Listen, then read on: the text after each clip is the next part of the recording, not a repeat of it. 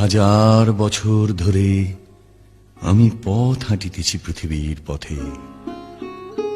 সিংহল সমুদ্র থেকে নিশীথের অন্ধকারে মালয় সাগরে অনেক ঘুরেছি আমি। বিম্বিসার অশোকের ধূসর জগতে সেখানে ছিলাম আমি, আরো দূর অন্ধকারে বিদর্ভ নগরে।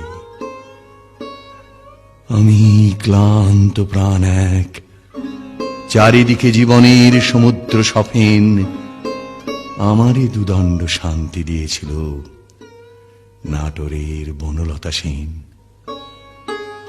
চুল তার কবেকার অন্ধকার বিদিশার নিশা, মুখ তার শ্রাবস্তির কারুকার্য। অতিদূর সমুদ্রের পর হাল ভেঙে যে নাবিক হারায়েছে দিশা, সবুজ ঘাসের দেশ যখন সে চোখে দেখে দারুচিনি দ্বীপের ভিতর, তেমনি দেখেছি তারে অন্ধকারে। বলেছে সে, এতদিন কোথায় ছিলেন? পাখির নীড়ের মতো চোখ তুলে নাটোরের বনলতা সেন।